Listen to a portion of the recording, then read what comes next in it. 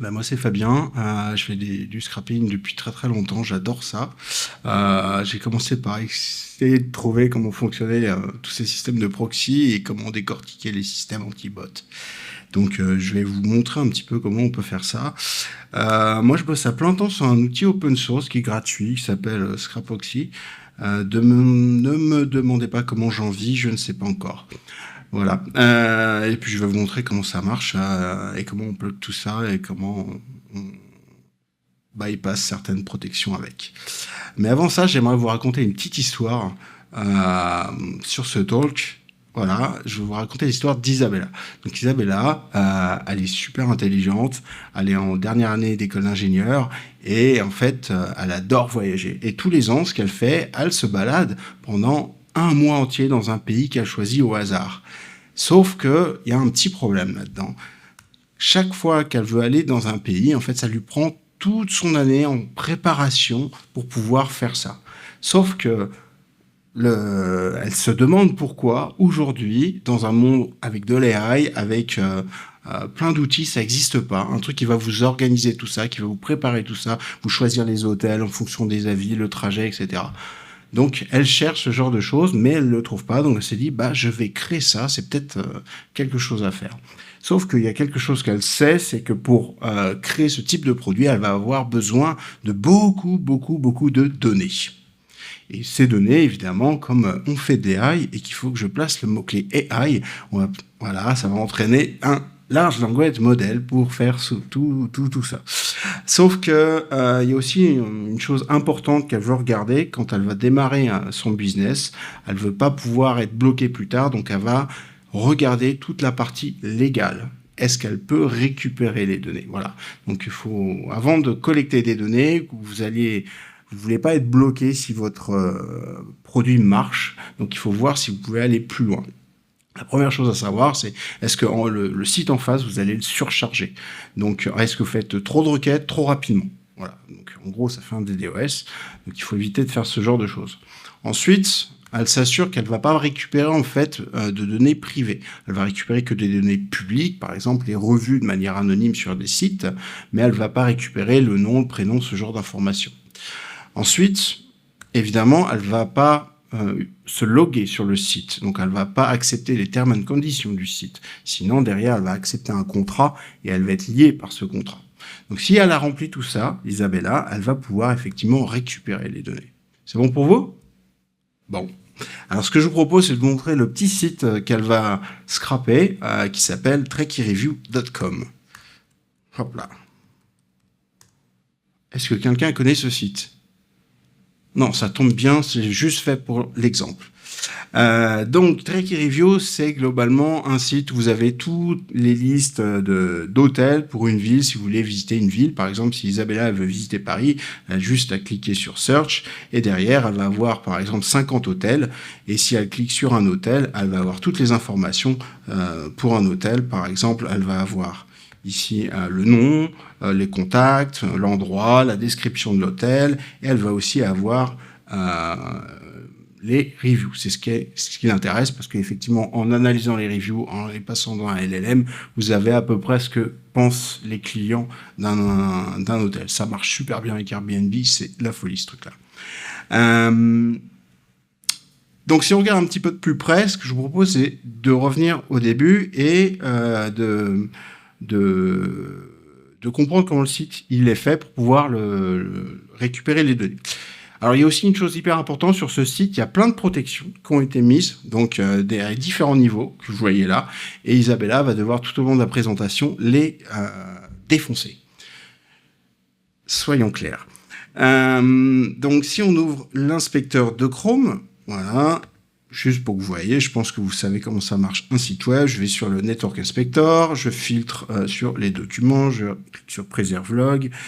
Si je reviens là, en gros, c'est super simple. Vous voyez bien là? Ouais? Ok. Donc on arrive sur la page principale. Si je clique sur le bouton Search, globalement, on va avoir la liste des hôtels avec la City Paris ici. Si je clique sur un hôtel, on va avoir les détails de l'hôtel. Et si je clique sur le contenu, on a le HTML ici, avec effectivement un moment la revue qui va se cacher quelque part. Voilà, donc là on a la description, donc c'est pas ça. Tac, hop, et ainsi de suite. On va voir les revues sur l'hôtel, ouais c'est ça. Donc évidemment, Isabella, elle veut pas coder tout ça en Python. Elle veut pas récupérer en fait toutes les données à la main, faire les requêtes, ce genre de choses. Elle va utiliser un framework qui fait les requêtes, qui parse le HTML, qui fait les retries, qui gère la concurrence, etc. Donc ça, elle va utiliser le framework Scrappy. Qui connaît le framework Scrappy? Quelques-uns. Donc pour ceux qui ont déjà fait du web scrapping, en fait c'est un des frameworks les plus utilisés au monde. Je connais plein de gens qui se sont mis au Python à leur âme en se mettant à Scrappy et globalement c'est open source, il y a plein de librairies, il y a plein de choses qu'on peut faire, c'est super puissant. Voilà. En gros, Scrappy, comment ça fonctionne? Ça fait tourner ce qu'on appelle des spiders. Et les spiders, en fait, c'est des classes qui sont en Python et qui vous permettent de gérer toute la logique sur un site web. Par exemple, la méthode startRequest, elle va gérer la liste des URL à parser. Quand on a la réponse, quand le moteur de Scrappy, il a la réponse derrière, on va pouvoir utiliser un parseur CSS ici, par exemple, pour pouvoir extraire le nom de l'hôtel. Et si derrière, en fait, on prend une vraie classe, donc c'est à peu près la même chose que je vous ai montré. Donc là, par exemple, je vais avoir la start request, je vais aller sur la page principale. Quand j'ai la page principale, je peux aller faire ma requête, dire je veux les hôtels sur Paris. Et ensuite, quand j'ai la liste des hôtels, je vais gérer deux choses. Je vais gérer la pagination, voilà, pour pouvoir récupérer tous les hôtels. Et ensuite, je vais extraire tous les liens des hôtels. Et ensuite, je passerai les hôtels un par un et je pourrai faire l'extraction du nom, de l'email et derrière des revues. Ça, jusque-là, pas très compliqué. Voilà. Donc, si je le lance là, par exemple, voilà, donc ça va très vite et je récupère derrière mes 50 hôtels. Sauf que ça, c'est pas la réalité. Dans la réalité, en fait, Isabella, elle va plutôt se retrouver avec des premiers types de blocages. Je vais vous en montrer un. Donc le premier, on passe voilà, sur le level 2. Si je relance mon spider, tout de suite, je vais avoir un premier blocage qui est navigateur inconnu. En fait, si vous utilisez par défaut les paramètres de Scrappy, il envoie une information au site web, le user agent, qui dit bah, « moi, c'est Scrappy ». Et bah, le site web, il dit bah, « tu passeras pas ». Voilà. Donc, le but, c'est de se faire passer pour un vrai navigateur. Si je reprends voilà, mon Chrome, je vais vous montrer en fait ce que Chrome envoie. Si je reprends une requête ici, dans les headers que vous voyez ici, Chrome, il en envoie plein, et le user agent, il met bien ici Mozilla Chrome. Donc voilà, il indique bien que c'est Chrome. Donc en face, le site web, il sait que c'est ça. Alors, il ne faut pas se laisser juste mettre ça. Si vous ne mettez pas, par exemple, ces headers-là, le sexy HUA, qui permettent de confirmer cette information, en face, le site web, il sait que vous êtes en train de faire un petit random sur le user agent et il va vous éjecter. Donc, il faut bien rajouter en fait tous les headers. Donc, c'est ce qu'on va faire. Par exemple, ici, hop, je rajoute le user agent. Là, j'adore Copilot. Voilà, hop. Voilà.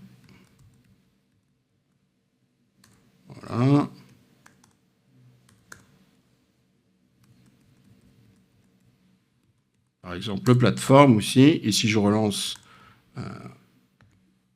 le spider, et ben ça passe. Donc déjà, il me laisse passer et récupérer mes 50 éléments. Ah oui, ce que je ne vous ai pas montré, en fait, Scrappy, c'est aussi super puissant. Ça vous permet de sortir très rapidement les éléments de manière structurée. Donc là, j'ai un CSV avec le nom, l'email, les reviews. Donc en 2 secondes, vous avez directement tous les éléments de manière structurée. Donc ça, c'est un premier niveau en fait de protection que les sites web mettent en place. C'est vraiment très basique. Donc si on va au niveau suivant, que Isabella, elle relance le scrapper. Donc les requêtes, elles vont passer, vous avez vu, c'est passé. Puis là, ça commence à fail. On a plein de 429 et on a trop de requêtes, trop de requêtes, trop de requêtes, trop de requêtes. C'est parce qu'en fait, je suis en train de faire toutes les requêtes avec mon laptop, donc avec une seule adresse IP. Donc j'ai besoin de plusieurs adresses IP. Donc il me faut des proxys. C'est bien. C'est pour savoir si vous dormez pas encore. Donc, qu'est-ce que c'est qu'un proxy? Un proxy, en fait, c'est un système sur Internet qui va relayer, en fait, la requête de la Spider jusqu'au serveur. Donc, le serveur, au lieu de voir une IP qui envoie des centaines de requêtes, il va voir plein d'IP qui envoient quelques requêtes. Donc, tout ce qui est rate limit, paf, déjà, vous allez bypasser tout ça. Il y a plein de types de proxy. Vous avez déjà ce qu'on appelle les data center proxy. C'est le premier type de proxy sérieux qu'on rencontre sur Internet. En gros, c'est des proxys qui sont sur des VPS, Amazon, GCP, ce genre de choses. Il y a de la bande passante, c'est pas forcément trop cher. Ça permet de pas mal passer certains blocages. Ensuite, vous avez d'autres types de proxy, parce que ceux-là, ils ont un problème. En fait, pour vous expliquer, quand vous avez installé une VPS sur Amazon, une VPS elle a une IP, l'IP d'Amazon, l'IP elle appartient à un IP range, et l'IP range elle appartient à ce qu'on appelle un Autonomous System Number. Et le nom de l'Autonomous System Number, il est en clair, en général, c'est Amazon, Microsoft, etc. Et ça, il y a des bases de données qui vous donnent ça, des bases de données gratuites, même payantes pour que ça soit un peu plus à jour. Et derrière, les systèmes anti-bots, ils regardent ça et ils bloquent très rapidement, en fait, les adresses IP. C'est pour ça qu'on va utiliser des proxys qu'on dit des ISP proxy, Internet Service Provider Proxy. En fait, c'est comme des proxys de data center, c'est super simple, sauf qu'ils ne vont pas utiliser les adresses IP des data centers. Eh oui, vous n'êtes pas obligé d'utiliser l'adresse IP du data center. Vous pouvez venir avec votre adresse IP. Donc, il suffit de louer des ranges d'adresses IP à des fournisseurs de mobile, des fournisseurs de box Internet. Voilà, ça se fait très bien aux États-Unis, ça se fait très bien en Angleterre. En France, ça se fait pas trop. Et derrière, ensuite, vous affectez une des adresses IP sur l'IP range, sur le proxy. Et en fait, vous allez être mélangé avec des mobiles, des laptops, ce genre de choses. Et ça va être plus difficile pour le système anti-bot de vous détecter. Et le dernier type de proxy que vous pouvez avoir, c'est ce qu'on appelle les residential proxy. En fait, c'est des adresses IP qui viennent de vrais devices, par exemple mon laptop, mon téléphone, voilà. Alors, comment ça se passe? Quand vous êtes, par exemple, développeur, vous avez une application et que vous voulez la monétiser. Voilà. Vous avez plusieurs solutions pour faire ça. La première, c'est que vous pouvez vendre un abonnement. Voilà, ou un abonnement au mois, un abonnement à l'année, ça va débloquer des features, ce genre de choses. La deuxième chose que vous pouvez faire, c'est mettre de la pub.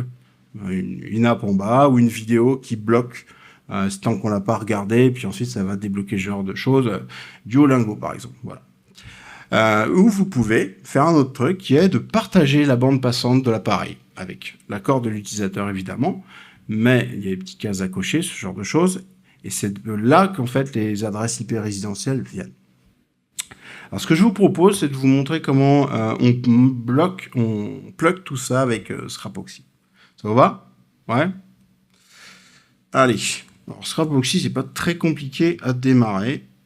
Par exemple, hop, c'est un Docker. Pareil. Je le démarre et en 2 secondes, hop, j'ai déjà l'interface qui va être disponible. Voilà. Donc, je rentre mon mot de passe, admin, password, c'est bien sécurisé. Je pense que je me suis trompé, ouais. Donc, quand vous démarrez Scrapoxy, vous avez déjà un projet qui est créé. Vous pouvez en créer un par Spider, ce genre de choses. Et sur un projet, vous pouvez ajouter des connecteurs. Par exemple, il y a une marketplace, donc c'est plutôt une liste de connecteurs. Vous pouvez rajouter en fait des proxy de data center, des connecteurs AWS, Azure, ce genre de choses, ou des services de proxy que vous trouvez comme BrightData, Smart Proxy, qui sont des très très gros services de proxy résidentiels. Si vous rajoutez par exemple AWS, vous avez juste à rajouter votre KeyID, ActiveKey, et Scrapoxy, en fait, il va tout gérer, il va installer, il va gérer l'orchestration. Je vais vous montrer. En fait, j'ai déjà mis mes credentials sur AWS. Et si je démarre en fait Scrapoxy, là, il va se connecter à l'API d'AWS. Là, c'est ma console AWS. Et il a déjà démarré les machines. Ça a pris moins de 10 secondes. Et là, effectivement, je vais retrouver mes proxys. J'ai plein d'infos sur les proxys, le trafic reçu, les requêtes et la vraie adresse IP. Donc là, les proxys sont dans le data center de Dublin et je peux voir ça, je peux valider ça avec la coverage. Donc ça vous permet de voir en fait votre stratégie de proxy Si vous avez des sites en UK, vous utilisez des proxys UK. Si vous avez des sites US, c'est mieux d'utiliser des proxys US. Parce que si vous utilisez en fait des proxys qui sont au Bangladesh pour taper des sites aux États-Unis, bah ça marche pas trop sur Walmart. Voilà. Ceci étant dit, heureusement que c'est filmé, je vais vous montrer comment on plug tout ça. Hop, donc je vais juste prendre ce petit snippet. Et en fait, sur mon Spider, ici, je vais rajouter un download middleware, genre une interface dans Scrappy. Hop, donc c'est tout fait. Donc c'est juste rajouter ça, celui-là. Et j'ai rajouté les credentials que vous allez trouver là, qui permettent de se connecter en local. Ici, je démarre le Spider. Donc cette fois, en fait, le Spider va se connecter à Scrapoxy, qui va répartir le trafic sur les proxys qui vont aller sur le site web. Et là, bah, j'ai récupéré mes éléments. Et si vous allez sur Scrapoxy, vous allez pouvoir voir... Voilà, j'ai fait un round robin sur les différents proxys et on voit que j'ai un success rate à 100%. Donc c'est bien passé. Voilà. Première étape. Mais dans la vraie vie, on n'a pas toujours des sites comme ça. Alors en général, les sites, ça monte, hein, les protections, ça dépend. Hein. Donc il y en a, bah, il n'y a pas de protection. Il y a beaucoup de protection. Donc c'est pour ça que je vous montre progressivement ce que vous pouvez retrouver. Si je passe au niveau suivant, et que je relance le Spider, donc cette fois, en fait, il me dit... bah Data Center interdit. Là, site web, il a détecté l'Autonomous System Number qu'on voit là. Donc, il met Amazon 02. Voilà. Donc là, c'est clair que l'adresse IP a été détectée. Je ne vais pas pouvoir utiliser ce type d'adresse IP. Donc, je vais utiliser un autre fournisseur de proxy où l'Autonomous System Number, il est un peu masqué. Alors, pour ça, j'utilise un des plus gros fournisseurs de proxy lituaniens. Donc, ça s'appelle Smart Proxy. Si je le branche, voilà, j'ai déjà des credentials qui sont mis. Il y en a dans tous les pays, hein, des proxys, donc vous formalisez pas. Ce que je vais faire, je vais déjà déconnecter ça. Donc il va éteindre toutes les machines sur Amazon parce que j'ai pas beaucoup de thunes. Voilà, donc je vais mettre cela, les ASP, je vais mettre 10 proxys et je vais les mettre aux États-Unis. Hop, je démarre ça, j'allume ça. Et si je vais sur ma liste de proxys, vous pouvez voir que Scrapoxy, il a demandé à AWS d'éteindre les proxys. Donc si je vais sur ma console, ils sont en train de s'éteindre. Voilà. Et l'avantage aussi, Scrapoxy, il va démarrer vos proxys quand vous commencez votre session de scrapping, il va tout éteindre à la fin, pour éviter que ça tourne tout le temps, alors que c'est pas utilisé. Et derrière, je vais avoir mes connecteurs ici, qui vont démarrer progressivement. On va attendre un peu.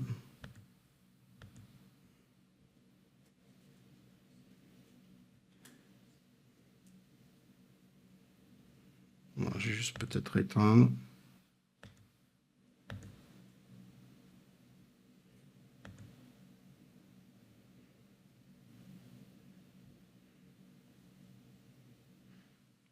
J'ai une petite alternative, sinon j'en mets un autre connecteur, parce que des fois j'atteins mes quotas. Hop, je vais prendre celui-là. Pareil sur la zone US. Hop, si je le démarre là, celui-là, plutôt, voilà. Vous voyez, c'est toujours en train d'éteindre, ça met des fois un peu de temps. C'est super rapide à démarrer. Par contre, pour éteindre les machines, c'est un peu plus long. Voilà. Ah, je sais pourquoi ça marche pas. Le câble. Il y a un firewall. Voilà, c'est pour ça. Ça n'a rien à voir avec le fournisseur de proxy. Et ça marche. Donc voilà, je vais remettre l'autre. Je vais éteindre celui-là. Et vous voyez, en fait, hop, j'ai ma couverture. Ici, hop, aux États-Unis, j'en ai un peu partout. Juste valider que ceux-là sont bien démarrés. Voilà.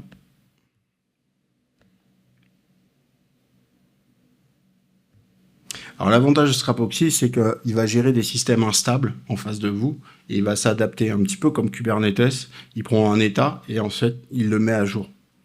C'est comme ça que ça fonctionne. Voilà.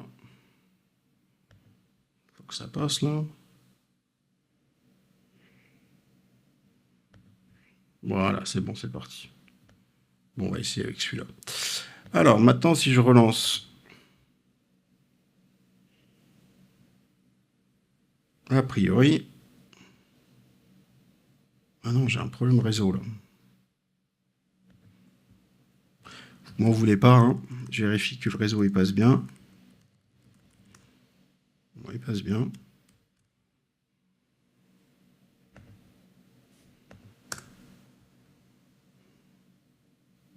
Je vais redémarrer Scrapoxy.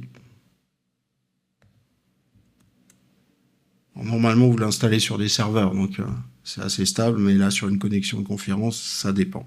Des fois, j'ai des surprises.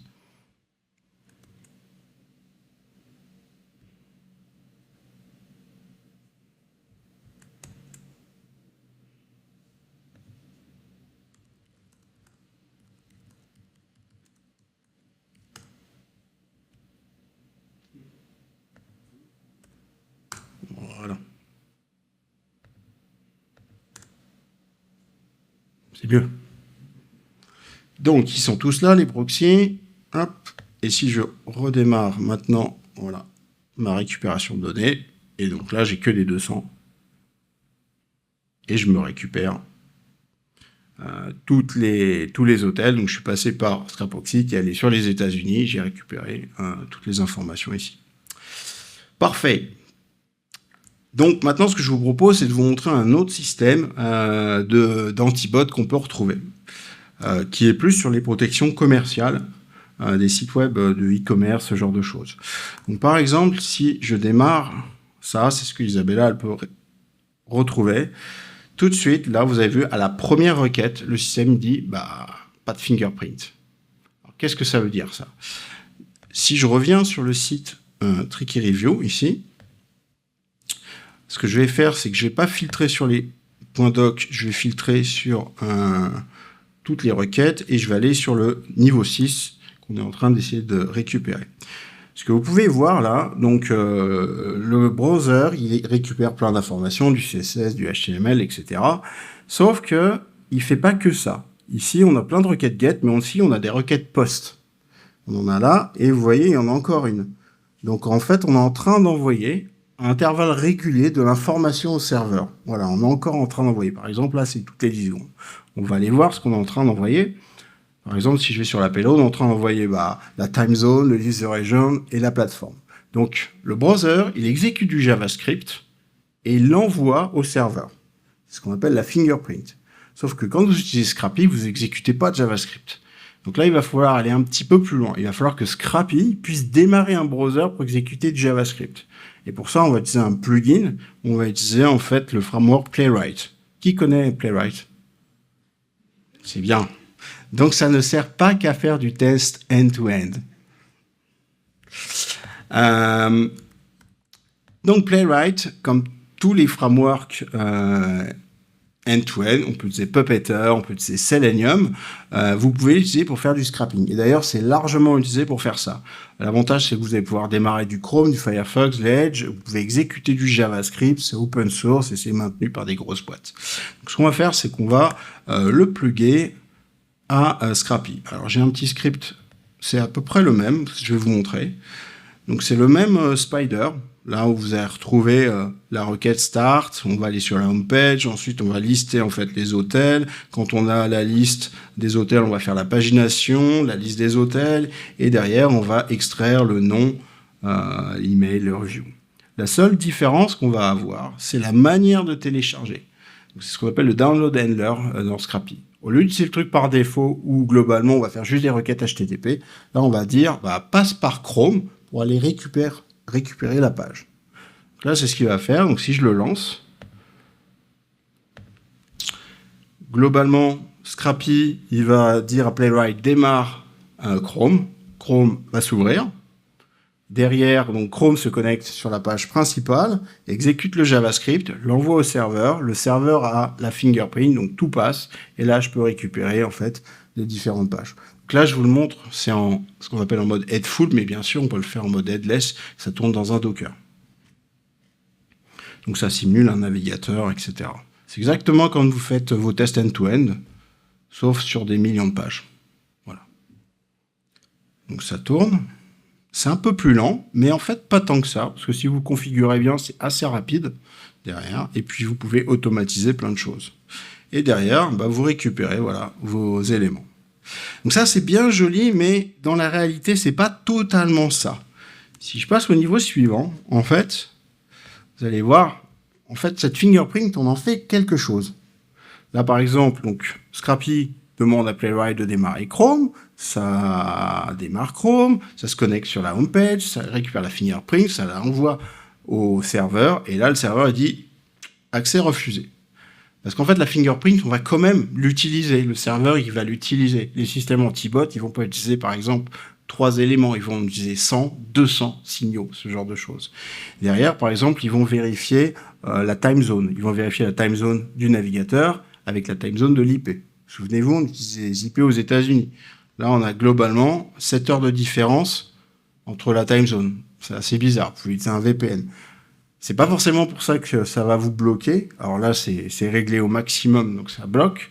Mais c'est des points d'alerte pour le système anti-bot. Attention, il utilise un proxy. Attention, utilise un VPN. C'est des sommes de choses qui font qu'au final, le système anti-bot, il va vous bloquer. Donc là, ce qu'on peut faire, bah, c'est changer la time zone du navigateur. On peut le faire en fait avec Playwright. Je vais mettre la time zone ici. Hop. Alors pas celle-là, on n'a pas besoin, mais plutôt on va faire avec New York. Donc on va dire qu'on est à New York, et globalement, qu'est-ce qui va se passer maintenant? Donc Scrappy, il demande à Playwright d'ouvrir Chrome. Chrome s'ouvre, va sur la page principale, la fingerprint est collectée, est envoyée, il y a bien un alignement sur les time zones, et derrière, on peut récupérer. Et le jeu, c'est d'aller sur tous les signaux, et d'essayer d'émuler les différents signaux. Voilà. Donc je ne vais pas aller jusqu'au bout, parce que c'est le dernier talk de la journée. Sinon, il y a 4 millions de pages à récupérer. Voilà, c'est tout pour moi. N'hésitez pas à regarder Scrapoxy. J'ai des stickers et je peux répondre à vos questions. Je pense que j'ai un peu de temps.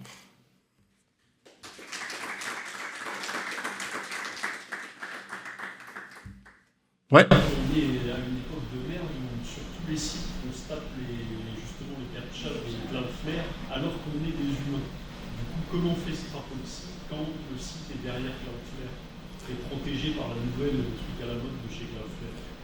Alors, Scrapoxy ne va pas forcément il va pas travailler sur le code JavaScript. C'est ce que je vous ai montré. Il va s'occuper des proxys, lui. Si vous voulez passer Cloudflare, il va falloir comprendre comment Cloudflare marche, quels sont les signaux qui sont utilisés, ce genre de choses. Après, il y a des systèmes qui résolvent automatiquement les captcha. Voilà. Oui, ça ne prend pas en charge directement. Oui. Il est capable de navigateur. Non, pas encore. Un jour, j'espère. Et autre question, Ouais. c'est toi qui as fait le trait Heritage ou pas? Oui. Ah, mais et le code est open source? Non, le code n'est pas open source. C'est honnête, c'est ultra représentatif du coup de la réalité et c'est vachement bien comme ressource pédagogique. Je prends ça en compte. Ouais, c'est une bonne idée. Ouais. D'autres questions? Non? Vous allez tous scraper chez vous ce soir? Bon. Eh ben, merci à vous. Bonne soirée.